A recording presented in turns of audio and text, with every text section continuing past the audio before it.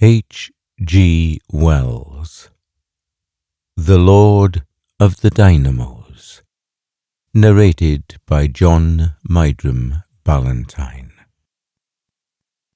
The chief attendant of the 3 dynamos that buzzed and rattled at Camberwell and kept the electric railway going came out of Yorkshire, and his name was James Holroyd. He was a practical electrician, but fond of whisky, a heavy, red-haired brute with irregular teeth. He doubted the existence of the deity, but accepted Carnot's cycle. And he had read Shakespeare and found him weak in chemistry. His helper came out of the mysterious East, and his name was Azuma Z. But Holroyd called him Pooh Bah.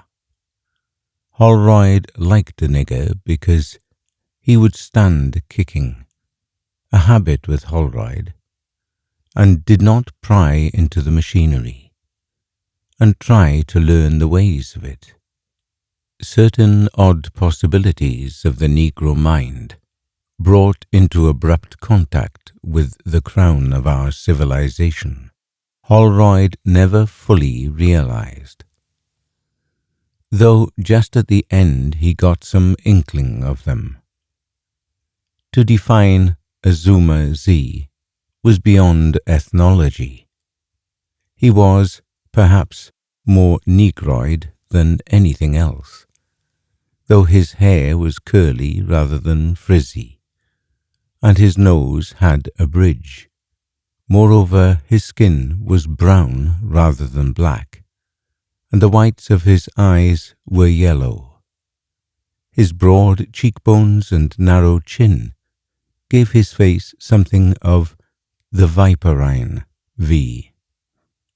His head, too, was broad behind, and low and narrow at the forehead, as if his brain had been twisted round in the reverse way to a European's.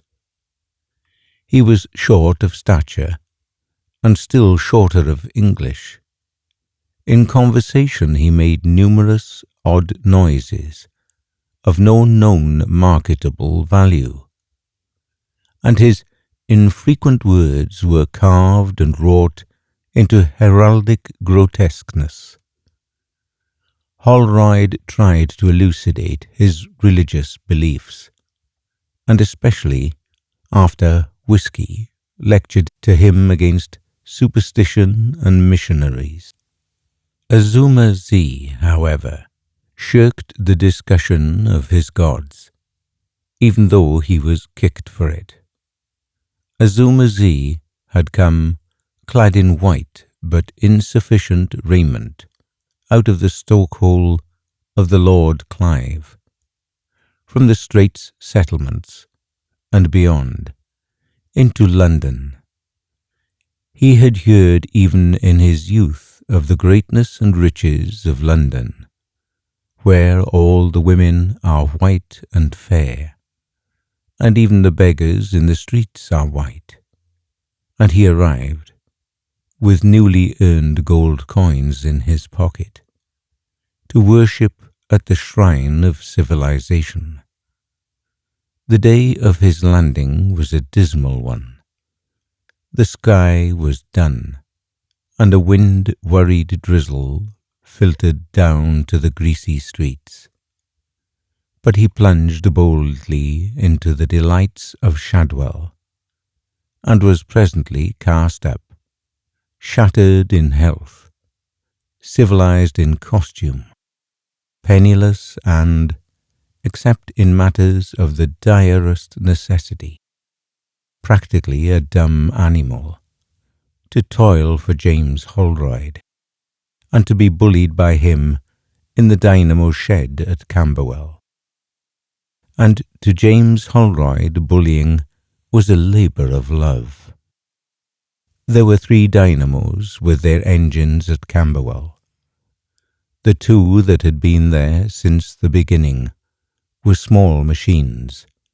The larger one was new. The smaller machines made a reasonable noise. Their straps hummed over the drums. Every now and then the brushes buzzed and fizzled, and the air churned steadily, hoo, hoo, hoo, between their poles.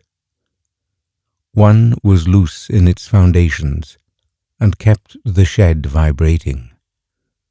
But the big dynamo drowned these little noises altogether with the sustained drone of its iron core, which somehow set part of the ironwork humming. The place made the visitor's head reel with the throb, throb, throb of the engines. The rotation of the big wheels, the spinning ball valves, the occasional spittings of the steam, and over all the deep, unceasing, surging note of the big dynamo. This last noise was from an engineering point of view a defect, but Azuma-zi accounted it unto the monster for mightiness and pride. If it were possible, we would have the noises of that shed always about the reader as he reads. We would tell all our story to such an accompaniment. It was a steady stream of din, from which the ear picked out first one thread and then another. There was the intermittent snorting, panting and seething of the steam engines, the suck and thud of their pistons, the dull beat on the air as the spokes of the great driving wheels came round. A note the leather straps made as they ran tighter and looser, and a fretful tumult from the dynamos, and over all, sometimes inaudible, as the ear tired of it, and then creeping back upon the senses again, was this trombone note of the big machine. The floor never felt steady and quiet beneath one's feet, but quivered and jarred. It was a confusing, unsteady place, and enough to send anyone's thoughts jerking into odd zigzags.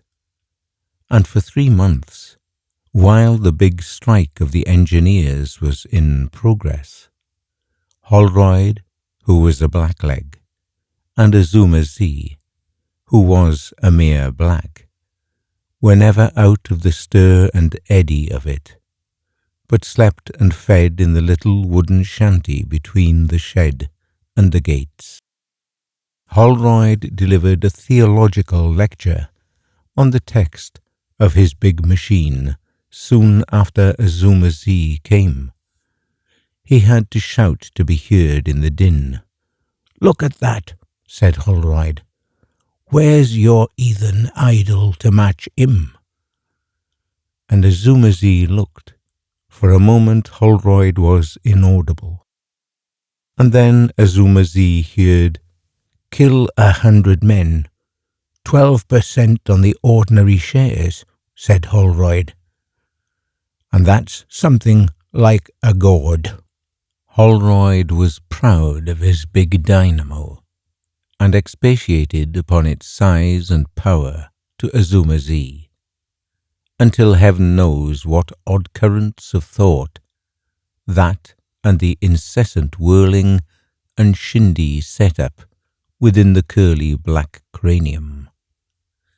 He would explain in the most graphic manner the dozen or so ways in which a man might be killed by it. And once he gave Azuma-zi a shock as a sample of its quality. After that, in the breathing times of his labour, it was heavy labour, being not only his own, but most of Holroyd's. Azuma-zi would sit and watch the big machine. Now and then the brushes would sparkle and spit blue flashes, at which Holroyd would swear. But all the rest was as smooth and rhythmic as breathing. The band ran shouting over the shaft, and ever behind one, as one watched, was the complacent thud of the piston. So it lived all day in this big airy shed, with him and Holroyd to wait upon it, not prisoned up and slaving to drive a ship as the other engines he knew, mere captive devils of the British Solomon had been, but a machine enthroned. Those two smaller dynamos Azuma-zi, by force of contrast, despised. The large one he privately christened the Lord of the Dynamos. They were fretful and irregular, but the big dynamo was steady. How great it was! How serene and easy in its working! Greater and calmer even than the Buddhas he had seen at Rangoon, and yet not motionless, but living. The great black coils spun, spun, spun. The rings ran round under the brushes, and the deep note of its coil steadied the whole. It affected Azuma-zi queerly. Azuma-zi was not fond of labour. He would sit about and watch the Lord of the Dynamos, while Holroyd went away to persuade the yard porter to get whisky, although his proper place was not in the dynamo shed, but behind the engines. And, moreover, if Holroyd caught him skulking, he got hit for it with a rod of stout copper wire. He would go and stand close to the Colossus and look up at the great leather band running overhead. There was a black patch on the band that came round, and it pleased him somehow among all the clatter to watch this return again and again. Odd thoughts spun with the whirl of it. Scientific people tell us that savages give souls to rocks and trees, and a machine is 1,000 times more alive than a rock or a tree. And Azuma-zi was practically a savage still. The veneer of civilization lay no deeper than his slop suit, his bruises, and the coal grime on his face and hands. His father before him had worshipped a meteoric stone. Kindred blood, it may be, had splashed the broad wheels of Juggernaut. He took every opportunity Holroyd gave him of touching and handling the great dynamo that was fascinating him. He polished and cleaned it until the metal parts were blinding in the sun. He felt a mysterious sense of service in doing this. He would go up to it and touch its spinning coils gently. The gods he had worshipped were all far away. The people in London hid their gods. At last his dim feelings grew more distinct, and took shape in thoughts, and at last in acts. When he came into the roaring shed one morning, he salamied to the Lord of the Dynamos. And then, when Holroyd was away, he went and whispered to the thundering machine that he was its servant, and prayed it to have pity on him and save him from Holroyd. As he did so, A rare gleam of light came in through the open archway of the throbbing machine shed, and the Lord of the Dynamos, as he whirled and roared, was radiant with pale gold. Then Azuma Z knew that his service was acceptable to his Lord. After that, he did not feel so lonely as he had done, and he had indeed been very much alone in London, and even when his work time was over, which was rare, he loitered about the shed. Then, the next time Holroyd maltreated him, Azuma Z went presently to the Lord of the Dynamos, and whispered, "Thou seest, O my lord?" And the angry whir of the machinery seemed to answer him. Thereafter it appeared to him that whenever Holroyd came into the shed, a different note came into the sounds of the dynamo. "My lord bides his time," said Azuma Z to himself. "The iniquity of the fool is not yet ripe." And he waited and watched for the day of reckoning. One day there was evidence of short-circuiting, and Holroyd making an unwary examination, it was in the afternoon, got a rather severe shock. Azuma Z, from behind the engine, saw him jump off and curse at the peccant coil. "He is warned," said Azuma Z to himself. "Surely my lord is very patient." Holroyd at first initiated his nigger into such elementary conceptions of the dynamo's working as would enable him to take temporary charge of the shed in his absence. But when he noticed the manner in which Azuma Z hung about the monster, he became suspicious.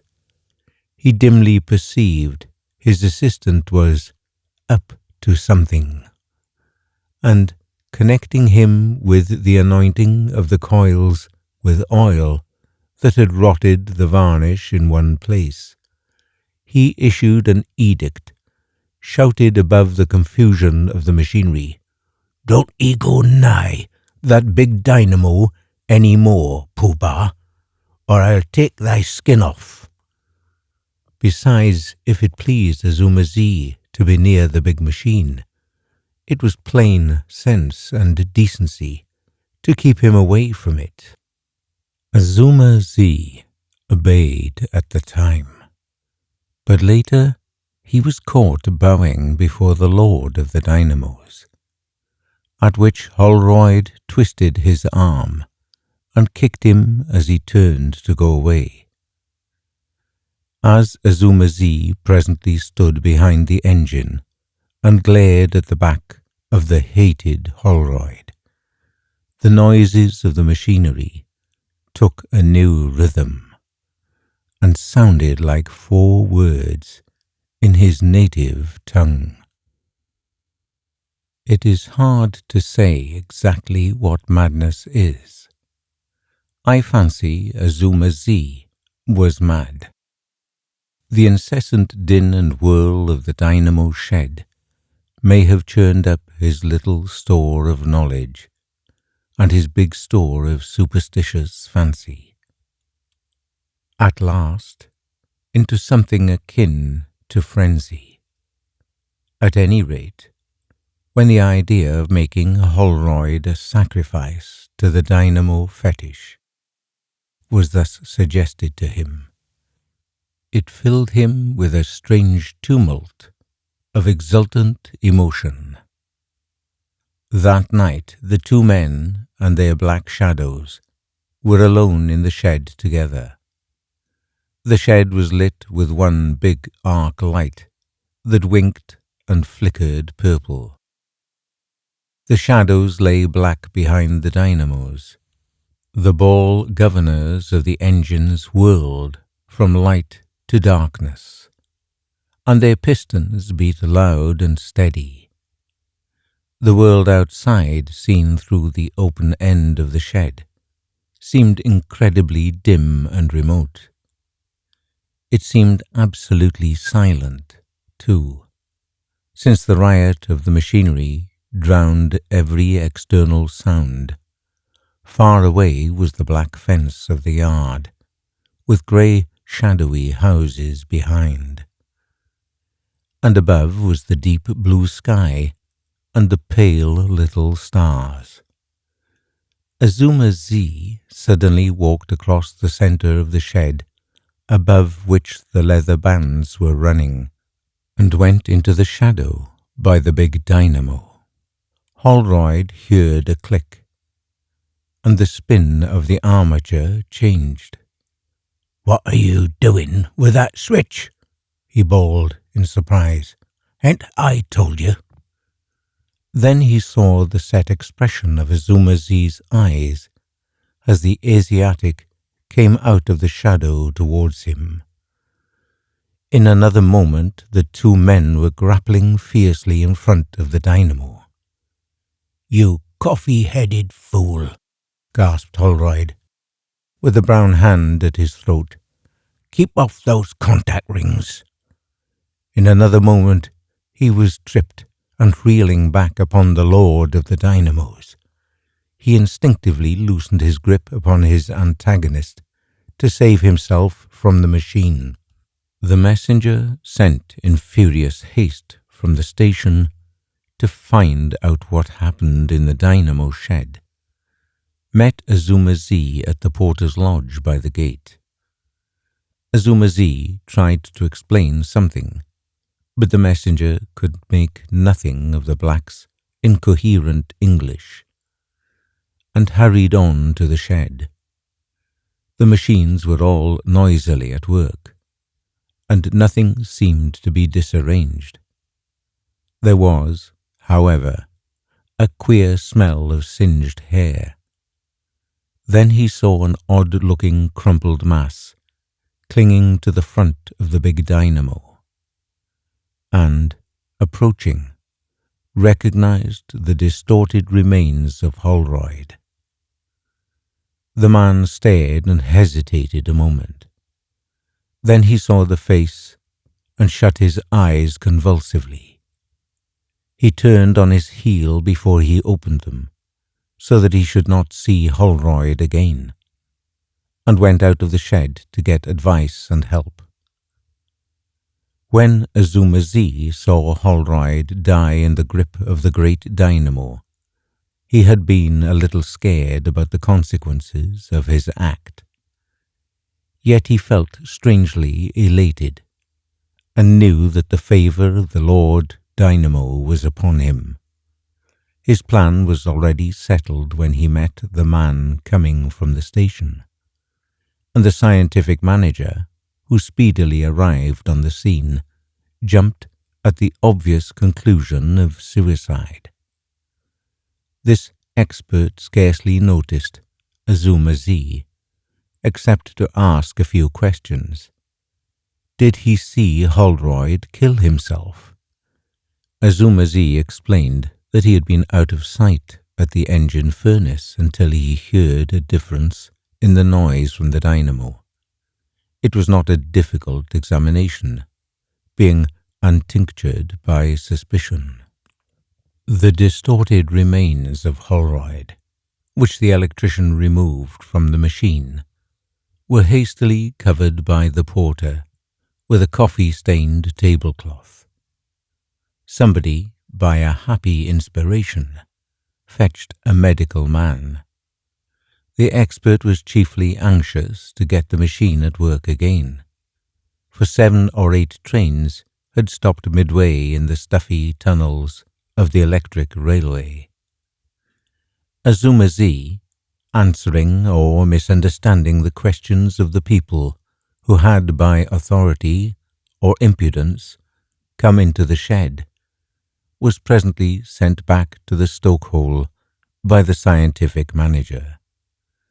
Of course, a crowd collected outside the gates of the yard.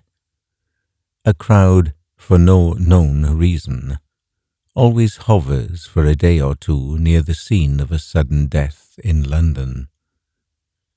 2 or 3 reporters percolated somehow into the engine shed, and one even got to Azuma Z, but the scientific expert cleared them out again, being himself an amateur journalist. Presently the body was carried away, and public interest departed with it. Azuma Z remained very quietly at his furnace, seeing over and over again in the coals a figure that wriggled violently and became still. An hour after the murder, to anyone coming into the shed, it would have looked exactly as if nothing had ever happened there. Peeping presently from his engine room, the Black saw the Lord Dynamo spin and whirl beside his little brothers, and the driving wheels were beating round, and the steam in the pistons went thud, thud, exactly as it had been earlier in the evening. After all, from the mechanical point of view, it had been a most insignificant incident, the mere temporary deflection of a current. But now the slender form and slender shadow of the scientific manager replaced the sturdy outline of Holroyd, travelling up and down the lane of light upon the vibrating floor under the straps between the engines and the dynamos. "Have I not served my lord?" said Azuma Z inaudibly from his shadow, and the note of the great dynamo rang out full and clear as he looked at the big whirling mechanism. The strange fascination of it, that had been a little in abeyance since Holroyd's death, resumed its sway. Never had Azuma Z seen a man killed so swiftly and pitilessly. The big humming machine had slain its victim without wavering for a second from its steady beating. It was indeed a mighty god. The unconscious scientific manager stood with his back to him, scribbling on a piece of paper. His shadow lay at the foot of the monster. Was the Lord Dynamo still hungry? His servant was ready. Azuma Z made a stealthy step forward, then stopped. The scientific manager suddenly stopped writing and walked down the shed to the endmost of the dynamos and began to examine the brushes. Azuma Z hesitated and then slipped across noiselessly into shadow by the switch. There he waited. Presently the manager's footsteps could be heard returning. He stopped in his old position, unconscious of the stoker crouching 10 feet away from him. Then the big dynamo suddenly fizzled, and in another moment Azuma Z had sprung out of the darkness upon him. First, the scientific manager was gripped round the body and swung towards the big dynamo. Then, kicking with his knee and forcing his antagonist's head down with his hands, he loosened the grip on his waist and swung round away from the machine. Then the Black grasped him again, putting a curly head against his chest, and they swayed and panted, as it seemed for an age or so. Then the scientific manager was impelled to catch a black ear in his teeth and bite furiously. The Black yelled hideously. They rolled over on the floor, and the Black, who had apparently slipped from the vice of the teeth or parted with some ear, The scientific manager wondered which, at the time, tried to throttle him. The scientific manager was making some ineffectual attempts to claw something with his hands and to kick, when the welcome sound of quick footsteps sounded on the floor. The next moment, Azuma's Z had left him and darted towards the big dynamo. There was a splutter amid the roar. The officer of the company who had entered stood staring as Azuma Z caught the naked terminals in his hands, gave one horrible convulsion, and then hung motionless from the machine, his face violently distorted. "I'm jolly glad you came in when you did," said the scientific manager, still sitting on the floor. He looked at the still quivering figure. "It's not a nice death to die, apparently, but it's quick." The official was still staring at the body. He was a man of slow apprehension. There was a pause. The scientific manager got up on his feet, rather awkwardly. He ran his fingers along his collar thoughtfully, and moved his head to and fro several times. "Poor Holroyd. I see now." Then, almost mechanically, he went towards the switch in the shadow and turned the current into the railway circuit again. As he did so, the singed body loosened its grip upon the machine and fell forward on its face. The core of the dynamo roared out loud and clear, and the armature beat the air. So ended prematurely the worship of the dynamo deity, perhaps the most short-lived of all religions. Yet, with all it could at least boast a martyrdom and a human sacrifice.